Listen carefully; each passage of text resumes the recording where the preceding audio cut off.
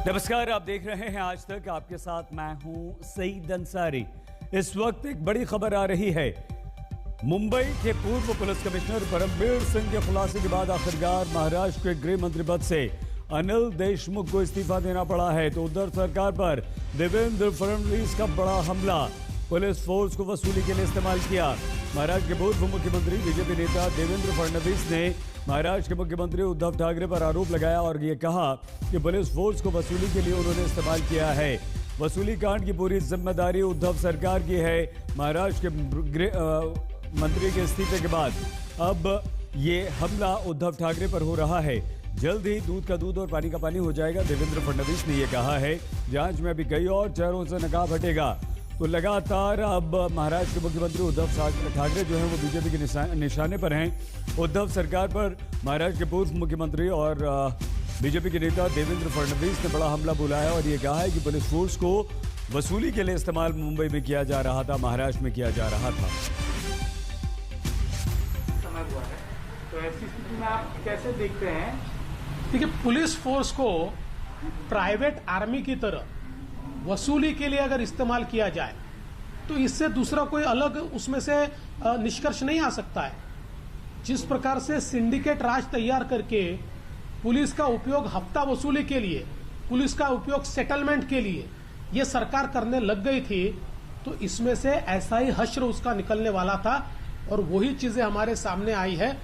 इसके लिए पुलिस जिम्मेदार नहीं है। देखिए, पुलिस एक फोर्स होता है। इस फोर्स को चलाने वाली सरकार उसका इस्तेमाल किस प्रकार से करती है, इस पर वो फोर्स काम करता है, क्योंकि उसके पास बहुत अधिकार होता है, पावर होता है। और ये पावर अगर निरंकुश हो जाए, क्योंकि उसको चलाने वाली सरकार उसका निरंकुश उपयोग करने लगे, तब ये पावर कहीं ना कहीं लोगों को डैमेज करता है। और वही स्थिति हमने महाराष्ट्र में देखी। इसकी पूरी जिम्मेदारी सरकार की है। आपने पूरे मामले को परत दर परत खोला। आप पर भी आरोप लगे कि आप राज्य सरकार को अस्थिर करने के लिए इस तरह के बेबुनियाद आरोप लगा रहे हैं। आप केंद्रीय गृह सचिव के पास भी गए, आपको केंद्रीय एजेंसी के पास ही मामला सौंपा गया है। दूध का दूध पानी का पानी अब होगा? मैं बिल्कुल मानता हूं कि दूध का दूध पानी का पानी होगा। बहुत चीजें इसमें से बाहर आएगी।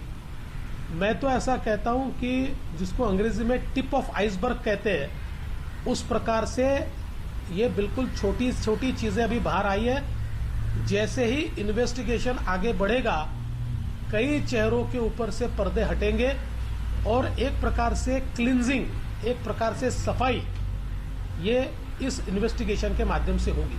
तो जांच की दिशा बहुत आगे बढ़ती हुई अभी नजर आ रही है, क्योंकि सीबीआई की एंट्री होगी, ड्राफ्ट केस सीबीआई इंक्वायरी करेगी। लेकिन 100 करोड़ और ये सारे आंकड़े जो हैं, ये कहीं ना कहीं जिस एजेंसी के पास एक्सपर्टीज है वो है ईडी। तो ऐसे में सीबीआई जांच के बाद, या अगर मामला दर्ज होता है सीबीआई में, उसके बाद ईडी भी इसकी जांच करें, ऐसा मानते हैं? देखिए, सीबीआई जब जांच करती है, कोई भी एजेंसी जब जांच करती है और इस जांच के समय ऐसा ध्यान में आया कि उसमें मनी लॉन्ड्रिंग हुआ है, पैसे का लेन देन हुआ है, या पैसे को एडजस्ट करने की बात हुई है, या काले पैसे को सफेद करने का प्रयास किया गया है, या फेमा फेरा इस जैसे कानूनों का उल्लंघन हुआ है, तो ऑटोमेटिक ऐसे मामलों में ईडी स्टेप इन होती है। तो अभी ये मामला जैसे जैसे आगे बढ़ेगा, तो आवश्यकता होगी तो ईडी इसमें जरूर आएगी, आवश्यकता नहीं होगी तो नहीं आएगी। सर, पिटिशनर का कहना है कि ना सिर्फ